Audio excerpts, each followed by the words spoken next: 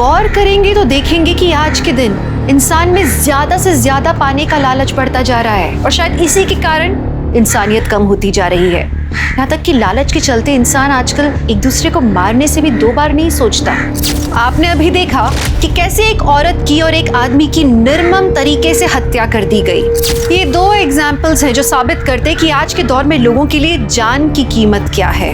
क्या हुआ था इन दोनों के साथ कि इन दोनों का अंजाम इतना भयंकर था? कौन थे ये दोनों? क्या इन दोनों का कनेक्शन सिर्फ इनके कत्ल के साथ था या जीते जी भी इनका कोई कनेक्शन था?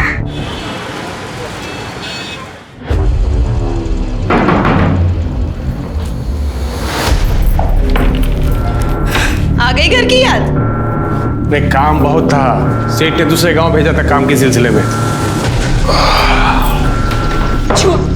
हमें सब पता है कि आप पूरा दिन क्या काम करते हैं। यहाँ घर में खाने को दाने नहीं है और साहब को अय्याशा करनी होती बाहर। तुम मुझ पर कभी यकीन क्यों नहीं करती? सच बोलोगे तो क्यों नहीं करूंगी यकीन मैं?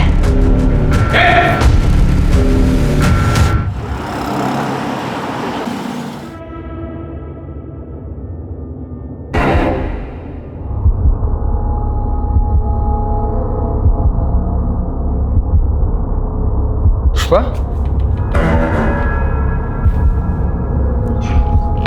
पुष्पा पगला गई हो क्या? हाँ, दरवाजा खोल के सो रही हो? कुछ चोर आ गया तो का चुरा कर लेकर जाएगा वो इस घर में से? है का इस घर में चुराने को? चुप कर, चमर चमर मत कर। भूख लगी, खाने दे। भूख तो हमें भी लगी है लेकिन कुछ नहीं है खाने को। कुछ नहीं है मतलब? कुछ था ही नहीं बनाने का तो क्या बनाते हैं हम? अरे किराने वाले से राशन ले आती ना। किराने वाले का इतना उधार हो गया है कि वो अब राशन ही नहीं दे रहा है हमको। तो खाने को नहीं मिलेगा कुछ? क्या कर रही हो?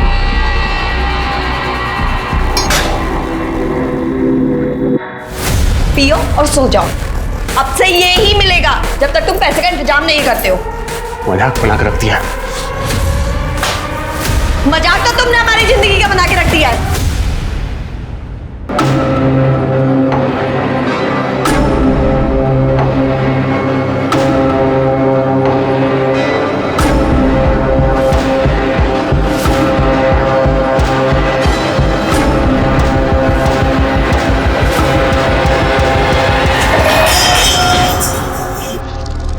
पुष्पा, कहाँ जा रही है?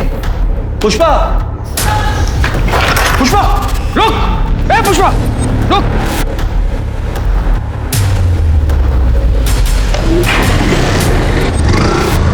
कहाँ भाग रही?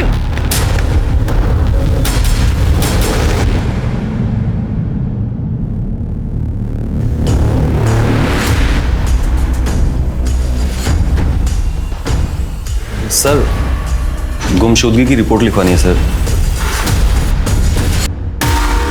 पुष्पा नाम है सर, 28 साल की है। 2 दिन हो गए सर गायब हुए। और आप कौन है? क्या लगता है इनके? सर ये जानने वाली बहन की तरह है सर। ये तो शादीशुदा लगती है। हाँ सर। तो इनके पति का है, वो क्यों नहीं आया कंप्लेंट लिखवाने? सर इनके पति का नाम लल्लन है। दिल्ली में छोटा सा बिजनेस है सर, तो चिल्काना और भुल्ली गांव आना जाना होता रहता है। वो यहाँ इसलिए नहीं आया क्योंकि पुष्पा ने लल्लन को छोड़ दिया सर। वो सरपंच है ना सर, प्रताप यादव, भुल्ली गांव के, उनसे शादी करने वाली थी। लेकिन 2 दिन पहले मुझे रात को कॉल आया कि पुष्पा। हेलो हेलो अखिलेश, तुम हमें लेने आ सकते हो? अभी? हाँ अभी, जल्द से जल्द प्लीज। हुआ क्या है पर? अखिलेश, हमने फैसला किया है कि हम प्रताप यादव से शादी नहीं करेंगे। क्या हुआ? वो हम तुम्हें मिलने के बाद बताएंगे। प्लीज हमें लेने आ जाओ, 9 बजे तक आ जाओ। हाँ ठीक है, मैं इंतज़ार करता रहा था लेकिन वो आई नहीं। मैंने फ़ोन भी किया लेकिन फ़ोन अब तक बंद आ रहा है। अगले दिन मुझे दिल्ली जाना था तो मैं चला गया। वापस आने के बाद मैंने बहुत कोशिश की लेकिन वो ना ही प्रताप यादव के यहाँ है ना ही लल्लन सिंह के यहाँ। लेकिन ये प्रताप यादव की तो 2 दिन पहले शादी हो गई है ना? हाँ सर, किसी और से की। मैं ज़्यादा नहीं जानता सर, आप प्लीज़ पता लगाइए ना कि कहाँ है।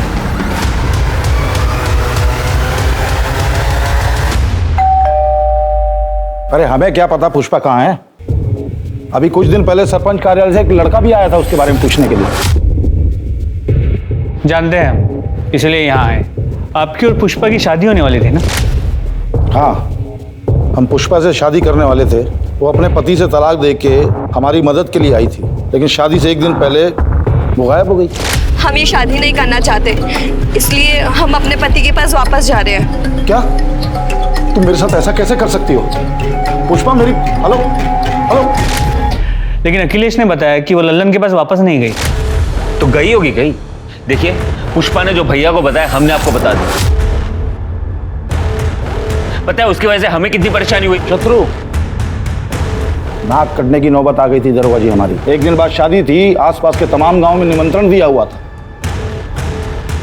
वो तो भगवान की कृपा है कि शादी से एक दिन पहले हमें सपना मिल गई जिनसे हमारी शादी हुई, वरना कितनी बदनामी होती है हमारी। लीजिए चाय पीजिए।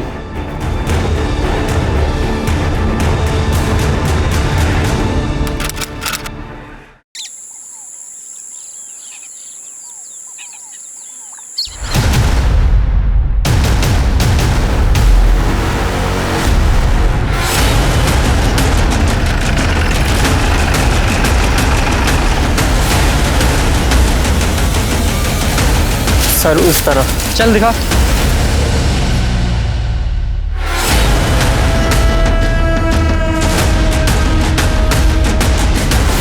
पूजा जरा चेक करो। गुप्ता आसपास चेक करो।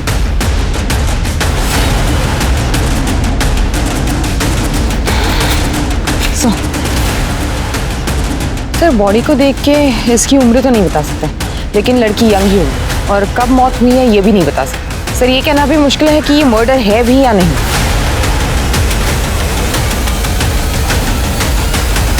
पूजा जरा इसका हाथ देख, ये अंगूठी निकालो इसका हाथ से।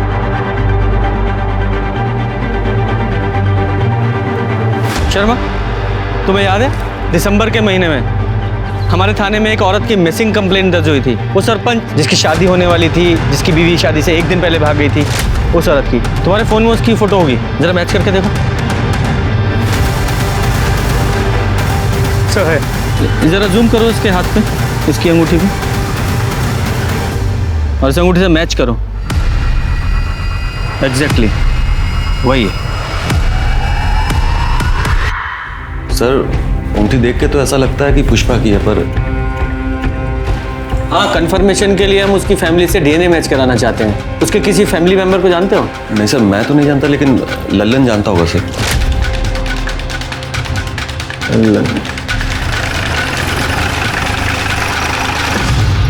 पुष्पा हमेशा पैसों के लिए झगड़ा करती थी मुझसे। कितनी बार तो खाना भी नहीं बनाती थी, मुझे भूखे पेट पानी पीकर सोना पड़ता था। 3 महीने पहले वो घर छोड़कर चली गई। बाद में पता चला कि वो भुल्ली गांव के सरपंच के वहाँ ठहरी हुई और उसी सरपंच प्रताप यादव के साथ शादी करने वाली है। उसके बाद उसका क्या हुआ मुझे नहीं मालूम, और मैं जानने की कोशिश भी नहीं की। तो तुम्हारे कहने का मतलब ये है कि पुष्पा ने जब तुम्हारा घर छोड़ा उसके बाद से तुमने उससे कभी बात नहीं की? कसम से सर, कभी बात तक नहीं की मैंने उससे। अच्छा, झूठ बोलता है हमारे साथ। पुष्पा के कॉल रिकॉर्ड्स हैं हमारे पास। 13 दिसंबर की रात को उसने तुझसे फोन पे बात की थी, उसके बाद वो गायब हुई है। हाँ सर, एक कॉल आया था मुझे। मैं हेलो हेलो बोल रहा था, लेकिन सामने से कोई आवाज़ नहीं आ रही थी, तो मुझे लगा कि कॉल अचानक कट गया। और फिर तेरी कोई बात नहीं, तूने कॉल बैक भी नहीं किया? हाँ, मैंने दोबारा कॉल नहीं किया, क्योंकि मुझे इस बात का गुस्सा है कि वो मुझे छोड़ कर गई है। लेकिन आप ये सब क्यों पूछ रहे हैं? क्या मिल गई क्या आपको? वो नहीं मिली है, लेकिन एक औरत की लाश मिली है। क्या? और हमें शक है कि वो पुष्पा की हो सकती है। लाश? शर्मा जरा वो अंगूठी दिखाओ, जरा ये अंगूठी देखो और बताओ पुष्पा की है क्या ये? ऐसी अंगूठी पुष्पा भी पहनती थी। भी मतलब इस तरह की अंगूठी गांव की हर औरत पहनती है, मंदिर के बाहर बिकती है साहब। लेकिन ये पुष्पा की है या नहीं ये बता नहीं सकता सर। पुष्पा की फैमिली में कोई और भी है? उसकी फैमिली में सर एक भाई है, हरी शुक्ला, कानपुर में रहता है। नंबर दो उसका। शर्मा, ये पुष्पा के भाई हरि प्रसाद का पता लगाओ और उसका डीएनए सैंपल कलेक्ट करो, और ये लल्लन, इसकी पूरी कुंडली निकालो। ऐसा करो, एक कांस्टेबल को सादी वर्दी में इस लल्लन पर नजर रखने के लिए बोलो। सर,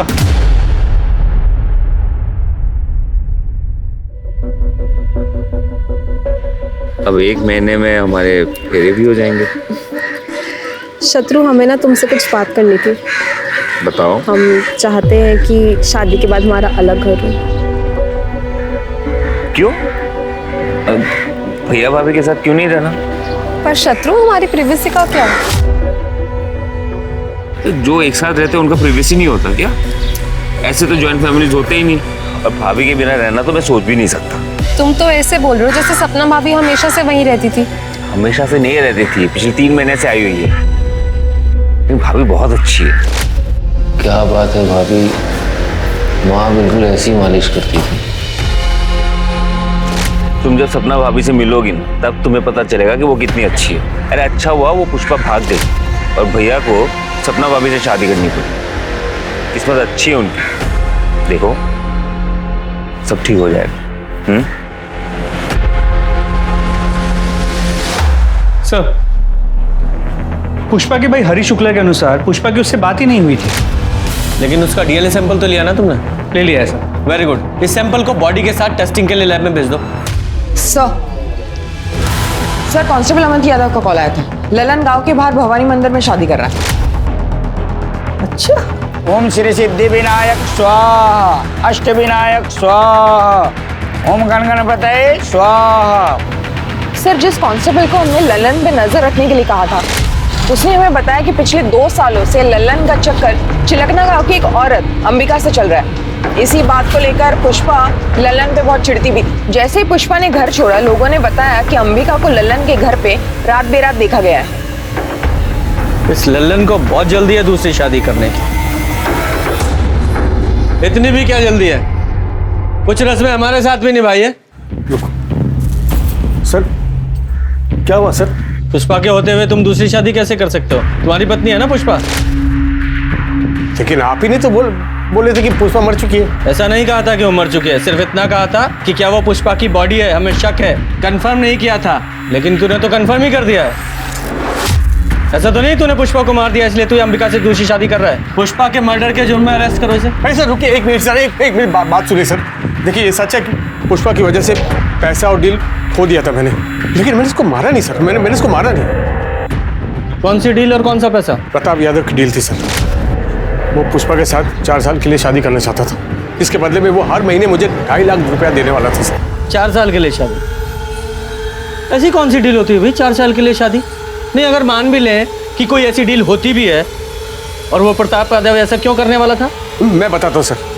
ये जो प्रताप यादव है, ये 2 बार से सरपंच पद पे था, लेकिन इस साल सरपंच की सीट औरतों के लिए आरक्षित थी और वो कुंवारा था, इसलिए वो चाहता था कि कोई औरत नकली पत्नी बन के उसके साथ रहे सर, बस और कुछ नहीं। तो पुष्पा ही क्यों?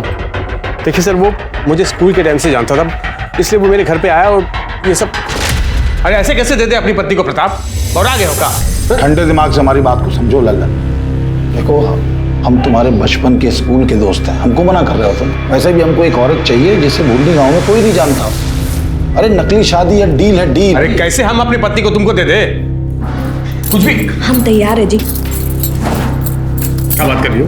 बोरा तो आप गए जो घर आई लक्ष्मी को मना कर रहे हैं। तो उसके लिए हमारी गृह लक्ष्मी को किसी गैर मर्द के साथ भेज दे, उसके साथ सुला दे क्या? अरे क्या बोल रहे हो?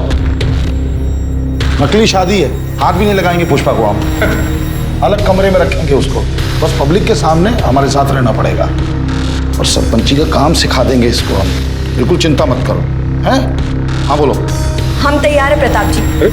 बताइए कब करनी है नकली शादी? बहुत बढ़िया, ये हुई भाई साहब। अरे सुनो पकड़ो आप प्रताप। 1.5 लाख रुपए रखो पैसा, और सुनो बस एक काम करना है कि 4 साल तक पुष्पा को फोन नहीं करोगे तुम। हाँ ठीक है, तैयारी करो। पुष्पा के अंदर पैसों का लालच भरा पड़ा था सर। पैसे को देखते ही नीयत खराब हो जाती थी उसकी। एक दिन पैसा लेकर भाग गए मेरे घर से सर। कहाँ भाग गई? किसके साथ भागी वो? कौन था वो आदमी? चेहरा ठीक से देख नहीं पाया, हेलमेट पहना हुआ था, लेकिन बाद में मालूम पड़ा कि वो प्रताप यादव के घर पे है, उसके साथ शादी करना चाहती है। तो अखिलेश ने तुझे यह नहीं बताया कि पुष्पा ने प्रताप के साथ शादी नहीं की है, वो वहां से भी भाग गई है? हाँ बताया था सर उसने, लेकिन वो यहाँ भी नहीं आई। शायद वो बाइक वाले के साथ भाग गई होगी। उसे वैसे भी मेरी नहीं पड़ी सर। मैं इसके बारे में क्यों सोचूं सर, और क्यों ना करूं मैं दूसरी शादी? बताइए मुझे। नहीं, कहानी तूने अच्छी सुनाई है। कहीं ऐसा तो नहीं है कि पुष्पा ने तुझे फोन किया हो कि मैं प्रताप के साथ शादी नहीं कर रही हूँ, अपने घर वापस आ रही हूँ? तुझे तो अंबिका के साथ शादी करनी थी, तो तू डर गया। अरे अगर वो आ जाएगी तो इसके साथ शादी कैसे करेगा, इसलिए तूने उसे रास्ते से हटा दिया, सीधा मार ही डाला उसे। भूलनी गांव के बाहर जो लाश मिली है वो पुष्पा की है ना? वहीं मारा ना तूने उसे? कसम से बोल रहा हूँ, मुझे नहीं पता, मैंने उसको नहीं मारा सर। वो तो हम पता लगा ही लेंगे कि किसने मारा है, जब तक केस सॉल्व नहीं हो जाता। गांव के बाहर नहीं जाएगा तू। और हाँ, ये दूसरी शादी करने की भी जरूरत नहीं है, समझ गया? वरना तेरी बारात थाने से निकालूंगा मैं। कीजिए, इस प्लॉट को डेवलप कीजिए।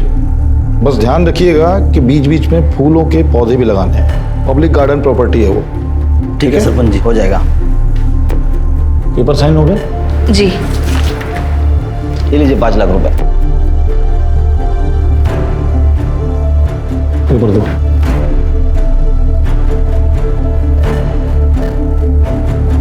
ठीक है सरपंच जी, हो जाएगा।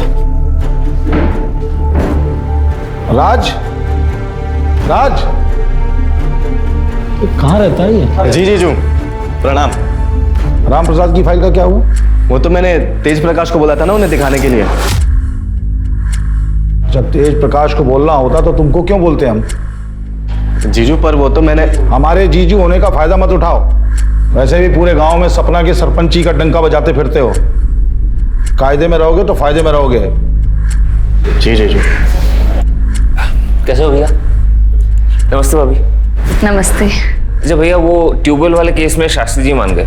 देखा, सीखो इनसे कुछ। हमारे भाई होने के नाते अकड़ सकते हैं, लेकिन नहीं, जो काम हम इनको बोलते हैं पूरी ईमानदारी से पूरा करते हैं, किसी दूसरे पे थोपते नहीं हैं, समझे? जीजू पर वो काम मैं। सही तो कह रहे हैं, कुछ सीखो शत्रु से। पर नहीं, तुम्हारे दिमाग में तो गोबर भरा है। अब खड़े क्या हो, जाओ यहां से। प्रणाम। शत्रु, आज तुम्हारी शादी के कार्ड छपके आ जाएंगे और आज हम तुम्हारी पसंद का खाना बनाएंगे। जी भाभी। चले जी।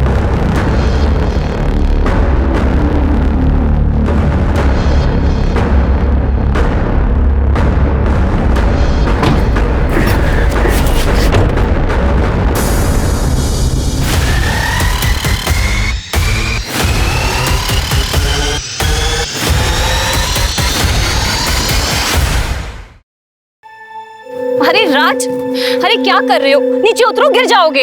आपको क्या फर्क पड़ता है? जाओ अपने पति और देवर को देखो। मैं तो नौकर हूं ना घर का। कैसी बातें कर रहे हो? चलो नीचे उतरो, नीचे उतरो। वो लोग आपको मिलके सिर्फ बेवकूफ बना रहे। आपको ये बात समझ नहीं रही है? सिर्फ रबर के स्टैंड की तरह इस्तेमाल कर रहे हैं जीजू आपका, और कुछ नहीं। ये कैसी बातें कर रहे हो एक तुम? बात आप ही मुझे बताओ, महीने में लाखों कमाते हैं जीजू, उसका एक दहला भी देते हैं आपको? नहीं। अरे जरूरत पड़ने पर जब भी उनसे पैसे मांगे हमेशा दिए हैं ना उन्होंने। ये भीख के पैसे ना आपको अच्छे लगते होंगे, मुझे नहीं अच्छे लगते। और किस चीज के लिए पैसे मांगते हैं आप? घर गृहस्थी चलाने के लिए? उसके अलावा 1 रुपया भी मांगे आपने कभी ऊपर से? राज, अभी हमारी शादी को सिर्फ 2 महीने हुए हैं। अपने जीजू को थोड़ा सा वक्त तो दो ना, ताकि वो हम पे विश्वास कर पाए।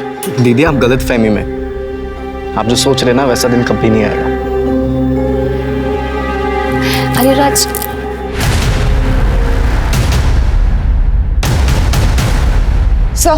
सर हमने प्रताप के बारे में पता किया तो उसका राइट हैंड तेज प्रकाश एक हिस्ट्री शीटर है। उसकी बीवी राजेश्वरी प्रताप के घर नौकरानी का काम करती है। सर पड़ोसी से पूछताछ की तो एक पड़ोसी कमली सिंह ने हमें बताया कि राजेश्वरी को भूषण ज्वेलर्स के यहाँ पे चांदी के बर्तन बेचते हुए देखा है मैंने। तो राजेश्वरी ने चोरी की। जब मैंने उससे पूछा तो उसने बताया कि प्रताप भैया ने उसे गिफ्ट दिए थे। गिफ्ट? हाँ, पहले भी मैंने ऐसे गिफ्ट बेचते हुए दुकान पर उसको देखा है, लेकिन लगता है जब से सपना भाभी आई है उसे गिफ्ट मिलना बंद हो गया है। ये राजेश्वरी और प्रताप यादव, इन दोनों का कोई चक्कर है क्या? सर कमली ने कुछ खुल के नहीं बताया। उसने नहीं बताया तो सीधे राजेश्वरी से पूछते। सच कहते हैं साहब, वो सारे गिफ्ट्स भैया जी ने दिए थे। साहब हम भैया जी के गिफ्ट घर पे नहीं रख सकते थे, इसलिए हमने बेच दिया, क्योंकि वो भैया जी और शत्रु अच्छे आदमी नहीं है। अच्छे इंसान नहीं है इसका क्या मतलब है? साहब बहुत मौका परस्त लोग हैं, मतलब अपने फायदे के लिए कभी भी बदल सकते हैं। देखिए ना, यूँ तो भैया जी ने कभी शादी नहीं की, सारी जिंदगी कुंवारे थे, पर जैसे सरपंच की कुर्सी बचाने का मौका आया उन्होंने फटाफट शादी कर ली। भैया जी की पीने की आदत है, पीने के बाद वो बहुत बदतमीजी करते हैं। और तुम्हारा पति, वो कौन सा दूध का दूल्हा है? साहब हम मानते हैं कि वो दूध के दूल्हे नहीं है, पर हाँ जब से उन्होंने हमसे शादी की वो बदल गए। हाँ, वो भैया जी के छोटे मोटे बुरे काम कर देते, मतलब लोगों को डराना धमकाना, उनके पैसों को संभालना। तुम्हारे भैया जी के लिए तुम्हारे पति तेज प्रकाश ने कोई खून भी किया है? ये आप क्या बोल रहे हैं साहब? हम खूनी नहीं है। तो इतना डर क्यों रहे हो? साहब पुलिस को देख के कौन नहीं डरता है? अब हम लोग तो गरीब आदमी है साहब, जैसे तैसे करके गुजारा होता है। हमें छोड़ दो साहब। 13 दिसंबर को कहाँ थे तुम? 13 दिसंबर मतलब जिस रात पुष्पा गायब हुई, उस रात कहाँ थे तुम? साहब ये तो घर पर ही थे। हाँ साहब, मैं घर पे ही था और अगले दिन जब हवेली पहुंचा तो पता चला पुष्पा जी भाग गई। भैया जी बहुत गुस्से में थे क्योंकि शादी की सारी तैयारियां हो गई थी।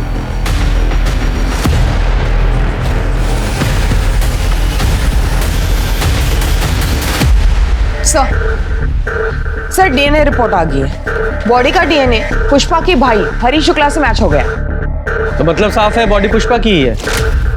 सर और सर पोस्टमार्टम रिपोर्ट के हिसाब से पुष्पा की मौत 13 दिसंबर के रात को ही हुई थी। उसे गला दबा के मारा गया था। और इस अखिलेश ने हमें बताया था कि पुष्पा का 13 दिसंबर की रात को 8 बजे फोन आया था और 9 बजे दोनों मिलने वाले थे, लेकिन पुष्पा अखिलेश से मिलने पहुंची ही नहीं। मतलब तब तक वो मर चुकी थी। सवाल तो वहीं का वहीं है कि उसे मारा किसने?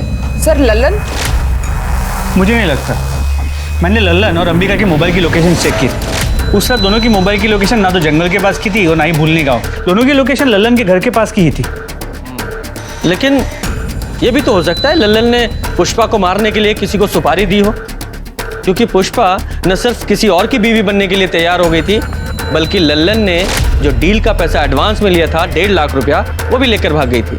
इस लल्लन के पास पुष्पा को मारने का सबसे स्ट्रॉन्ग मोटिव है। इसे अरेस्ट करो। तब तक मैं प्रताप यादव से जरा पता करता हूँ कि पुष्पा के बारे में उसने हमसे झूठ क्यों बोला। तुम मानते हो तुमने ऐसी डील ऑफर की थी? हाँ की थी। तो कौन सा नया काम है इस देश में ये? और इतनी आसानी से अपनी कुर्सी कौन जाने देता है? और हम तो इस कुर्सी पे लोगों की भलाई के लिए बैठे हैं और कोई गैर कानूनी काम हमने नहीं किया। लल्लन को अच्छे खासे पैसे का वादा किया था, 1.5 लाख रुपए एडवांस दिए थे और वो पुष्पा तो खुद हमारे दरवाजे पे आई थी, शादी करने के लिए तैयार थी। एंड टाइम पे धोखा दे दिया उसने। उसने धोखा दिया, मार दिया उसे।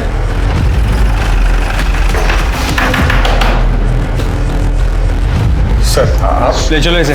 लेकिन क्यों सर? मैंने क्या किया सर? पुष्पा का मर्डर। एक मिनट सर, मैंने पुष्पा को नहीं मारा सर। आप प्रताप और शत्रु से पूछे ना, उन्होंने मारा होगा सर। भैया ने ऐसा कुछ नहीं किया। तुम्हारी हिम्मत कैसी है भैया पे इल्जाम लगाने की? हिम्मत की बात करेगा ना। एक मिनट इंस्पेक्टर साहब, हमने कहा ना कि पुष्पा की मौत से हमारा कोई लेना देना नहीं है। क्या हुआ था उस रात? देखिए हम पुष्पा से मिलने उसके कमरे में गए तो पुष्पा हमें नहीं मिली, तो पूरे घर को ढूंढा हमने, वो कहीं नहीं मिली। फिर बाद में पुष्पा का फोन आया, उसने बोला कि वो हमसे शादी करने को तैयार नहीं है, इसलिए घर छोड़ के गई है। उस रात तुमने पी रखी थी? ये कैसा सवाल कर रहे हैं आप? हमने सुना है तुम रोज पीते हो और पीने के बाद जरा ज्यादा ही तरन्नुम में आ जाते हो और बदतमीजी करने लगते हो सकता है उस रात तुमने उसके साथ बलात्कार करने की कोशिश की, उसने विरोध किया तो मार डाला उसे। देख क्या बकवास कर रहे हो? एक मिनट इंस्पेक्टर साहब, बात कर रहे हैं ना हम। आप हाथ क्यों चला रहे हैं? हम मानते हैं कि हम रोज शराब पीते हैं, लेकिन हम किसी औरत के नजदीक नहीं जाते, यहां तक कि हम किसी को छूते तक नहीं है। चाहे तो आप सपना से पूछ लीजिए। अपनी पत्नी को भी नहीं छूते? देखिए हम पराई औरत के बारे में बात कर रहे हैं।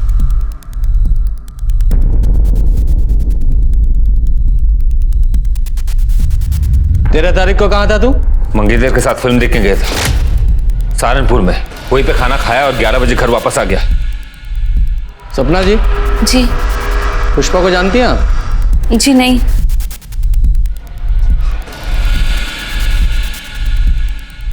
राजेश्वरी को आप बड़े महंगे तोहफे देते हैं। हाँ, बोनस, होली दिवाली देते हैं। क्यों? हमें पता चला है कि राजेश्वरी मार्केट में बड़े महंगे महंगे सामान बेच रही है, ये कहकर कि वो तोहफे आप उसे देते थे। अपना लॉकर, अपना सामान जरा चेक कर लीजिएगा।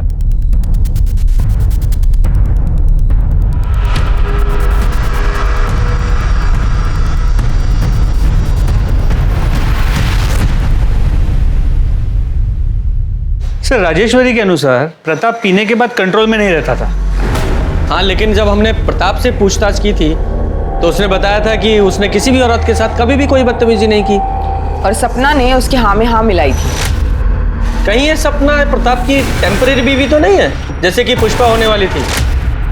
हो सकता है सर। तो गांव में जाकर पता करो, इस प्रताप ने कभी किसी गांव वाली औरत के साथ कोई बदतमीजी की थी क्या? सर मैडम वो तो किसी औरत की तरफ नजर उठाकर देखते तक नहीं थे। मुझे बहुत गर्व है कि मेरा बेटा प्रताप भैया जी को अपना आदर्श मानता है। अरे गांव वालों के हिसाब से ये प्रताप यादव भगवान के समान है, तो इस राजेश्वरी ने हमें कौन से प्रताप के बारे में बता दिया? शत्रु और हमने पूरे घर के सामान को चेक किया। ये रही वो लिस्ट जो तुमने पिछले कुछ दिनों में चुराई है।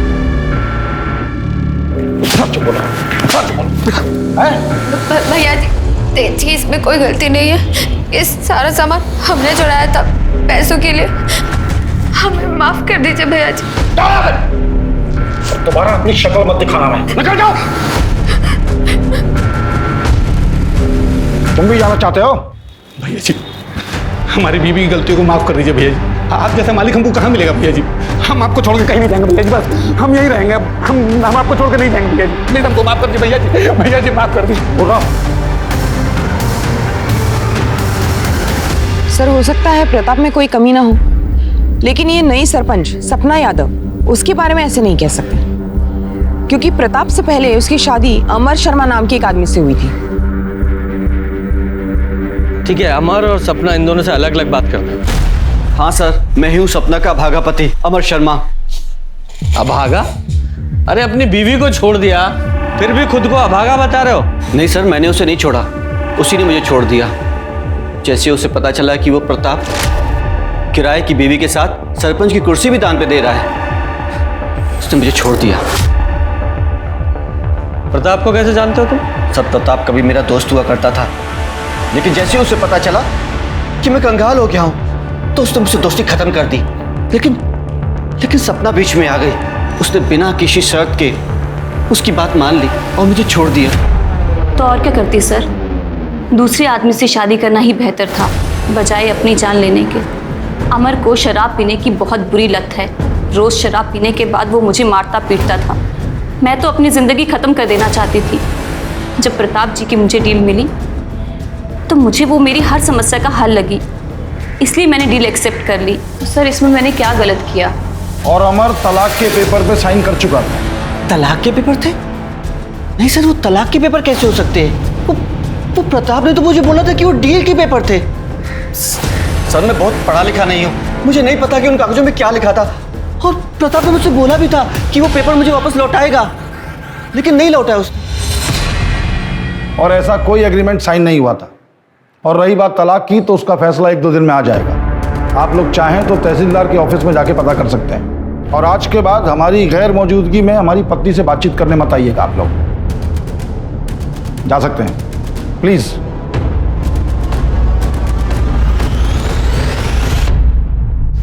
सर 10 तारीख की रात पुष्पा जिस बाइक पे भागी थी, कहाँ भाग रही? वो बाइक पुष्पा को पिक करने से पहले एक गैराज में रुकी थी। वो गैराज बाईपास रोड पे था, वहाँ एक सीसीटीवी कैमरा था और सर उस आदमी ने अपना हेलमेट उतारा था। सर देखिए वो आदमी कौन है। ये तब से हमें बेवकूफ बना रहा है। लेके आओ इसे। तुम्हारी लोकेशन रिकॉर्ड के हिसाब से पहले उस रात तुमने अपनी बाइक का पंचर बनवाया, फिर पुष्पा को पिकअप किया, उसे प्रताप के घर छोड़ा, उसके बाद तुम अपने घर चले गए। सही कहा मैंने? सर मैं मानता हूँ कि उस रात घर से भागने में पुष्पा की मदद मैंने की थी। ए रुक पुष्पा! दरअसल क्या हुआ था सर कि पुष्पा को लल्लन और अंबिका के रिश्ते के बारे में मालूम चल गया था। वो बहुत डरी हुई थी सर अपने भविष्य को लेके, इसलिए उसने सोचा कि क्यों ना 4 साल के लिए प्रताप की बीवी बन जाए।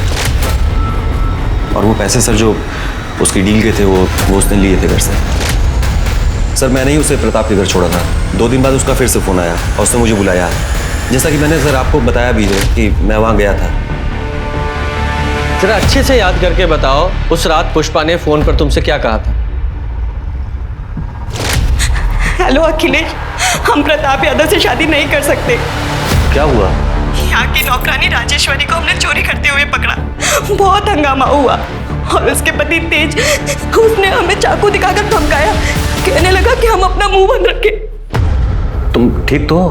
हाँ हम ठीक है, तुम बस 9 बजे तक आ जाओ, बाकी बातें हम मिलकर बताएंगे। हाँ ठीक है सर, मैंने आपको बताया तो मैं वहाँ गया था। मैं इंतज़ार कर रहा था लेकिन पुष्पा वहाँ आई नहीं। मैंने फ़ोन भी लगाया लेकिन फ़ोन नहीं उठाया सर उसने। नहीं ऐसा भी तो हो सकता है कि तुम झूठ बोल रहे हो। पुष्पा सचमुच तुम्हारे पास आई हो, तुमने उसे शादी के लिए प्रपोज किया, उसने मना कर दिया तो गुस्से में आकर उसे मार दिया। क्यों नहीं हो सकता? सर आप ये क्या बोल रहे हैं? पुष्पा को बहन मानता था मैं। शक के बिना पर पुलिस ने अखिलेश को कस्टडी में रखा, लेकिन अभी तक पुलिस को यह समझ नहीं आ रहा था कि पुष्पा का कातिल कौन था और उसने कत्ल किया क्यों। लल्लन के पास मोटिव था तो प्रताप और अखिलेश के पास भी अपने अपने कारण थे पुष्पा को मारने के लिए। लल्लन ने कस्टडी में ये माना कि उसने पुष्पा के बारे में गलत कहा था। पुष्पा दरअसल प्रताप की डील पे कभी हाँ कहना ही नहीं चाहती थी, पर लल्लन ने उस पर दबाव डाला और उसने खुद प्रताप से एडवांस लिया। राजेश्वरी ने कबूला कि उसने प्रताप के कैरेक्टर के बारे में झूठ कहा था पुलिस से। वो खुद सरपंच बनना चाहती थी, इसलिए उसने प्रताप को ऑफर किया था उसकी टेम्पररी बीवी बनने के लिए, लेकिन बजाय उसे चुनने के पहले प्रताप ने चुना पुष्पा को और फिर सपना को। पुलिस कश्मकश में थी कि क्या वाकई प्रताप निर्दोष है, लेकिन 2 दिन बाद पुलिस को प्रताप के खिलाफ एक कंप्लेंट मिली जिसने सबको चौंका दिया। प्रताप जी ने हमारे साथ रेप किया है सर। क्या? आपके पति ने? शादी की डील हुई थी कि प्रताप दीदी को हाथ भी नहीं लगाएगा, दोनों को अलग अलग कमरे में रहना था। सर 2 महीने तक सब ठीक था, लेकिन कल रात प्रताप जी हमारे कमरे में आए और झूठ बोल रही हो सपना, दिमाग चल गया उसका। तो तुमने सपना के साथ जबरदस्ती नहीं की? जी बिल्कुल नहीं। कल रात पीने के बाद जब हम अपने कमरे पे जा रहे थे तो अरे कुछ मदद करें आपकी, कहीं चोट लग जाएगी आपको। नहीं जरूरत नहीं है, हम चले जाएंगे। कैसी बातें कर रहे हैं? हमें अपना फर्ज तो निभाने दीजिए, पत्नी है हम आपकी, संभाल के। Thank you thank you thank you. अरे अरे ये क्या कर रही हो तुम? टेम्परेरी ही सही, पर हम पति पत्नी हैं, और कौन सी पत्नी नहीं चाहेगी कि वो अपने पति को खुश ना करे। वो सपना हमें खुद फंसा रही है। वो क्यों फंसाएगी? वो भी अपने ही पति को रेप के इल्जाम में। शायद उसको कोई भड़का रहा होगा। कौन? उसका नकारा भाई राज, वो भड़का रहा होगा उसे। कौन किसे भड़का रहा है और कौन छुपा रहा है वो तो हम पता लगा ही लेंगे। फिलहाल तो हमने सपना को मेडिकल के लिए भेजा है। प्रताप झूठ बोल रहा है सर, हम तो सिर्फ नाम के सरपंच हैं, एक रबर स्टैंप है। हमें कब क्या कैसे करना है इन सब का फैसला प्रताप जी करते हैं। और सर दोनों ही सूरतों में तो बदनामी हमारी ही होगी, हमें तो हमारी जान जाने का भी खतरा है कि हमारे साथ भी वो ना हो जाए जो पुष्पा के साथ। आपका कहने का मतलब है कि प्रताप ने पुष्पा को मारा? हमें नहीं पता सर, हम कुछ नहीं जानते। जो प्रताप है ये इतना पावरफुल आदमी है कि इसके लिए कुछ भी नामुमकिन नहीं है, और वो तेज और शत्रु उसके एक आवाज पे कुछ भी करने के लिए खड़े हो जाएंगे।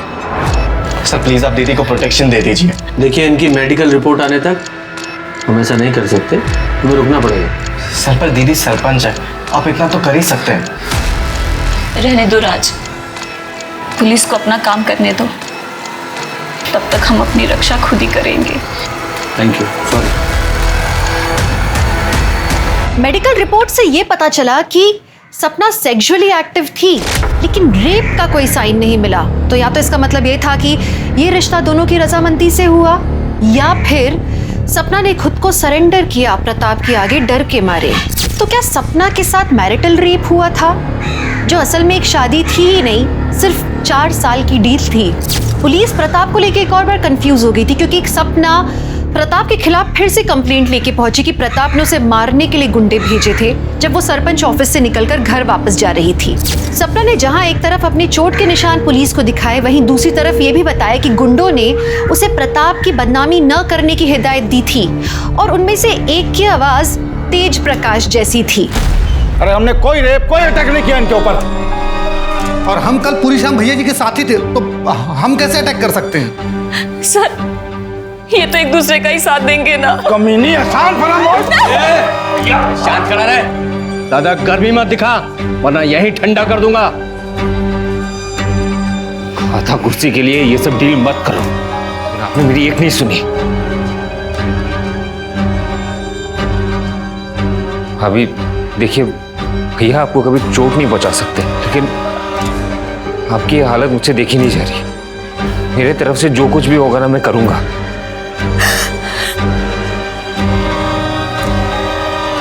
आप आराम से घर में रहिए, आपको कोई नुकसान नहीं पहुंचाएगा। अगर किसी ने भी ना आंख उठा के देखा या इनकी कंप्लेन आई तो अंजाम बहुत बुरा होने वाला है, समझ गया?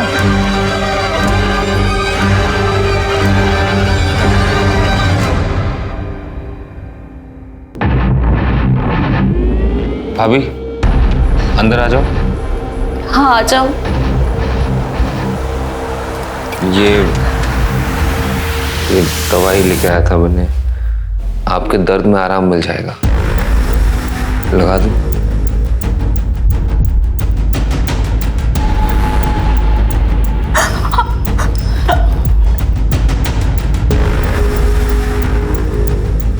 मुझे पता है तुम अपने भाई से बहुत प्यार करते हो, पर हम कसम खा के कहते हैं, हम सच कह रहे हैं।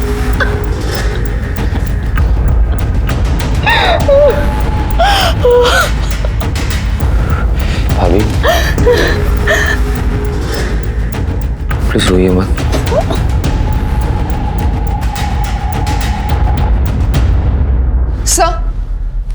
सर लोकल न्यूज़ देखिए। क्या हुआ? सर लगाइए तो।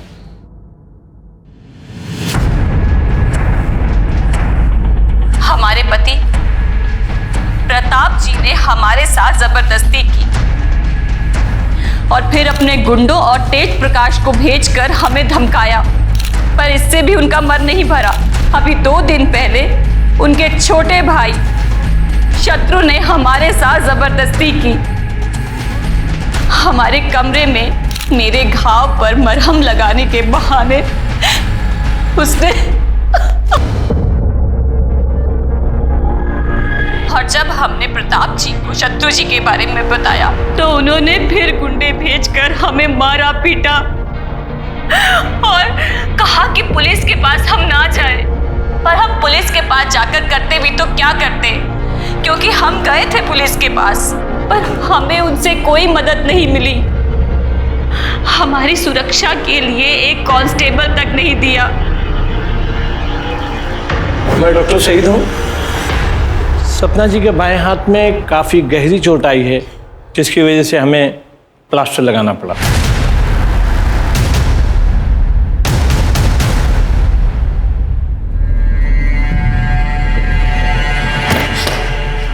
शत्रु कमीने, एक नंबर के धोखेबाज हो तुम, एक नंबर के धोखेबाज हो तुम। मेरी जिंदगी बर्बाद कर दी तुमने। जब तुम सपना भाभी की तारीफ करते थे, जब तुम कहते थे कि तुम उनसे प्यार करते हो, मैंने कभी नहीं सोचा था तुम इतने घटिया इंसान होगे। बेटा तुम नहीं, आप तो प्लीज रहने दीजिए, आप बीच में ना ही बोलिए। ऐसे भी किसी रेपिस्ट से मैं शादी नहीं कर सकती, तो आप भूल जाइए। इस घर की कभी बहू बनूंगी मैं। ये रिश्ता मैं तोड़ती हूँ। शक्ल मत दिखाना कभी अपनी। पिंकी, पिंकी, शत्रु चिंता मत करना है, हम सब ठीक कर देंगे। बिल्कुल चिंता मत करना, अभी बात करते हैं। तेज, कहाँ हो तुम? अभी का भी निकलो। क्या बोल रहे हैं हम? अभी का भी निकलो। उस औरत ने जो भी इल्जाम लगाए हमारे खिलाफ, सबका सब करो उसके साथ। उसे मारो, उसे चोट पहुंचाओ, खत्म कर दो उसको। क्या कहा हमने? निकलो तुरंत। मुझे इस प्रताप से फिर से बात करनी होगी। तुम जाके तेज का पता लगाओ। सर, क्या था?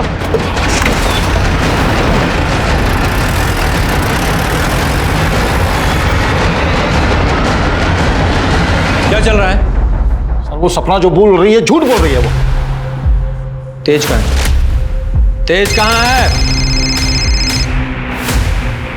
बोलो शर्मा। सर ये तेज प्रताप घर पे नहीं है। राजेश्वरी ने बताया कि प्रताप के कहने पे वो सपना को मारने गया।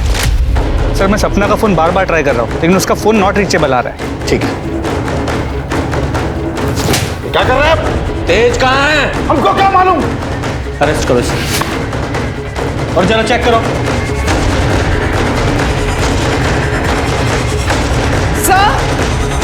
सर 1 मिनट यहाँ आइए।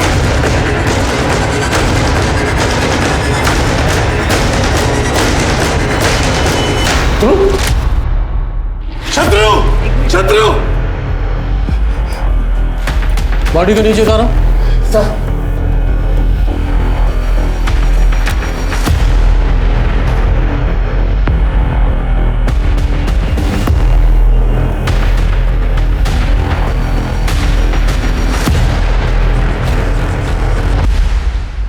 मैंने सपना भाभी को कभी बुरी नजर से नहीं देखा। अरे वो तो मेरे लिए माँ समान थी। उनकी गलत इल्जाम ने मेरी जिंदगी बर्बाद कर दी। मैं फिर भी लड़ने के लिए तैयार था। पिंकी ने मुझसे रिश्ता तोड़ दी। अब मेरे लिए जीने का कोई मतलब नहीं है भैया, मुझे माफ कर दो। शत्रु, क्या किया तूने यार? छोड़ो मारे उसका बेटे को। मैं आप शांत हो जाओ, मार डालूंगा उसको। शांत हो जाओ। तुम्हारी फीलिंग समझता हूं मैं, लेकिन सॉरी, तुम्हें हमारे साथ चलना पड़ेगा। लेके चलो, बॉडी को पोस्टमार्टम के लिए भेजो और ये एविडेंस बैग में डालो। स्मिता जी, आओ। सपना दीदी जिंदाबाद, सपना दीदी जिंदाबाद, प्रताप यादव। क्या बोलो?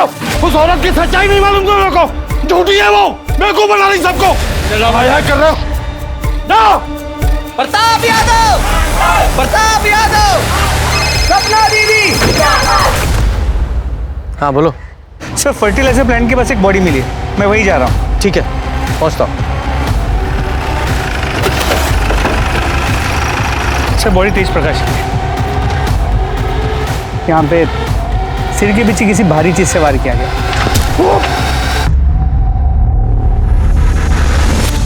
और सर इसकी पॉकेट से ये टूटा हुआ मोबाइल फोन मिला। और ये लॉकेट यहाँ पास में ही पड़ा हुआ मिला।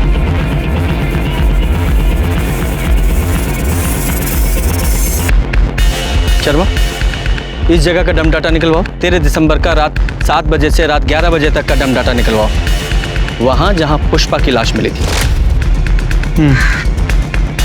क्योंकि ये लॉकेट मैं पहचानता हूं किसका है। तेरा ये लॉकेट तेज की लाश के पास मिला हमें, और तेरे फोन की लोकेशन भी वहीं की थी। और यही नहीं, 3 महीने पहले जिस जंगल में पुष्पा की लाश मिली, वहां भी तेरे फोन की लोकेशन उसी समय की दिखा रहा है। बोल, क्या कहना तुझे?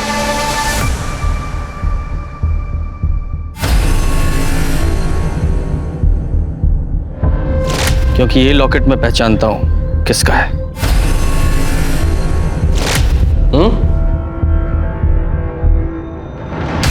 सोच लो, अभी भी टाइम है। सच्चाई बताओगी या फिर ये जो तेरा नाटक है वो सच्चाई में बता? बता। पहले तो ये बता कि तेज प्रकाश को क्यों मारा तूने? क्योंकि वो तुझे मारने आया था। बताती हूँ। बोलो। तेज प्रकाश ने हमें बात करते हुए सुन लिया था। पुष्पा को मारकर सरपंच की कुर्सी पर बैठने का प्लान तो हमारा पूरा हो गया, लेकिन हम अभी भी एक रबर स्टैंप हैं। इन दोनों भाइयों के ऊपर रेप का इल्जाम लगा के हमें गांव वालों से भर भर के सहानुभूति मिल रही है। तुम देखना, वो दिन दूर नहीं, सत्ता की बागडोर हमारे हाथ से दूर नहीं, और ये दोनों भाई अब जेल में सड़ेंगे। और अभी पुलिस भी इन्हें जल्दी गिरफ्तार कर लेगी। हमने सब सुन लिया है। लोगों ने जो कुछ भी भैया जी के लिए किया ना, उसके लिए जिंदगी भर जेल में सड़ोगे। रुको, मैं भी पुलिस को बताता हूँ। राज, पकड़ो उसे।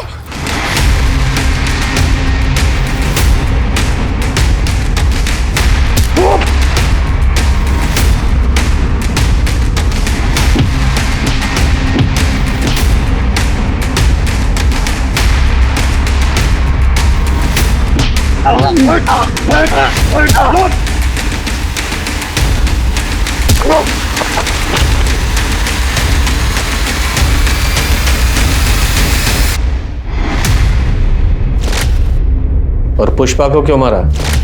प्रताप की टेम्पररी बीवी का सपना मेरे पति अमर ने यह कहकर ठुकरा दिया कि मैं गैर मर्द के साथ कैसे रह सकती हूँ। बेवकूफ था वो। लेकिन जब मुझे पता चला कि पुष्पा प्रताप की बीवी बनने वाली है और पुष्पा प्रताप के घर में है, तो मैं पुष्पा से मिलने उसके घर पर गई। मुझे पता था प्रताप हर शाम को शराब पीता है। जब मैं वहां पहुंची तो मैंने देखा कि क्या हुआ?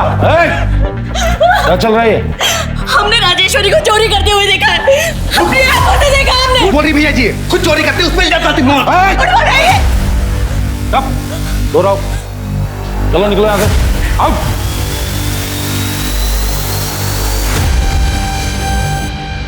चिंता मत करो, हम हैं तुम्हारे साथ। अरे हम आप हमें छू नहीं सकते हैं। सॉरी पुष्पा। मैं पुष्पा के कमरे में गई और उसे मैंने बताया कि प्रताप शराब पीने के बाद एक अलग आदमी बन जाता है। मैंने कहा था ना तुम्हें, देख लिया ना अपनी आंखों से। पर उन्होंने वादा किया था कि वो हमें कभी नहीं छुएंगे। पुष्पा, कोई भी आदमी इस बात पे कायम नहीं रह सकता। और प्रताप जैसा आदमी जिसके पास सत्ता की कुर्सी है, पावर है, वो तो कभी भी नहीं। देखो पुष्पा, अगर तुम अपनी इज्जत बचाना चाहती हो तो चली जाओ यहाँ से। ना जाने कितनी ही औरतें इसकी दरिंदगी का शिकार हुई हैं। और इन आदमियों को क्या है, इनको तो रोज कोई ना कोई चाहिए। हाँ, तुम सही कह रही हो। देखो, हम तुम्हें घर छोड़ देते हैं, हम बाहर तुम्हें मिलेंगे। तुम अपना सामान जल्दी से पैक कर लो। हेलो अखिलेश। मैंने राज को पहले ही गाड़ी तैयार रखने के लिए बोला था। पुष्पा, तुमने बहुत सही फैसला किया। तुम हमको ना गांव के बाहर ही छोड़ देना।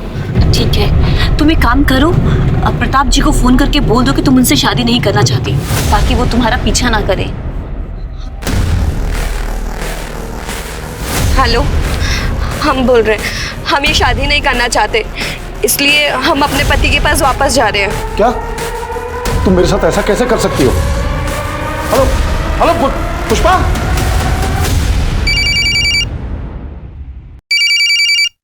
अरे ये क्या कर रही हो? लल्लन को कॉल कर रहे हैं, उन्हें बता तो दें कि हम गांव वापस आ रहे हैं। अरे नहीं। Hello hello hello.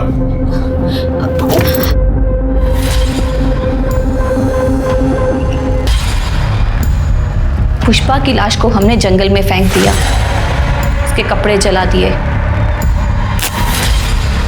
और 1.5 लाख रुपए मैंने अपने पास रख लिए। और फिर हमने गाड़ी को अच्छे से साफ करके उसे बेच दिया। वैसे तुम बहुत कमाल की एक्टर हो, हैं? और पुष्पा को रास्ते से हटाकर तुम खुद उसकी बीवी बन गई। वाह, और बहुत अच्छा नाटक किया तुमने उनकी बीवी बनने का। जैसे वो बोलता रहा वैसे करती रही, एकदम गुड़िया बन के। हालांकि इस बीच राज ने कई गलतियां की, पर वो मैंने सब संभाल ली। मैं बस अपना समय काट रही थी। प्रताप और शत्रु के खिलाफ जो तुमने कंप्लेन की थी वो झूठी थी। शत्रु तो मुझे अपनी माँ समान मानता था, बेचारा बेमतलब मारा गया। मुझे तो सरपंच की कुर्सी चाहिए थी, पूरी कुर्सी। रबर स्टैंप बन के नहीं रहना चाहती थी मैं, स्टैंप लगाने वाला मैं हाथ बनना चाहती थी। इनके खिलाफ चार्जशीट बनाओ और अब जेल में बनना तुम सरपंच, वहां मिलेगी तुम्हें कुर्सी। लालच ने 3 लोगों को मौत के घाट उतार दिया। राजेश्वरी प्रताप को लालच के कारण बदनाम कर रही थी। सपना को पुष्पा को मार के टेम्पररी वाइफ बनने के बाद भी लालच खत्म नहीं हुआ, उसे और चाहिए था। और प्रताप उस सरपंच की कुर्सी पर नियंत्रण रखे रहने के लिए टेम्पररी बीवी लाने को तैयार हो गया। ये प्रताप का डिसीजन था, जिसकी वजह से 3 लोगों की मौत हो गई, 1 इंसान का प्यार छिन गया और 4 परिवार बिखर गए। हमारे पूर्वजों ने बिल्कुल ठीक कहा है, लालच बुरी बला है। तो चलिए, मैं दिव्यांका त्रिपाठी दहियाब लेती हूँ आपसे विदा। फिर मिलूंगी क्राइम पेट्रोल सतर्क के नए एपिसोड के साथ। आप सतर्क रहिए, सुरक्षित रहिए और देखते रहिए क्राइम पेट्रोल सतर्क। जय हिंद।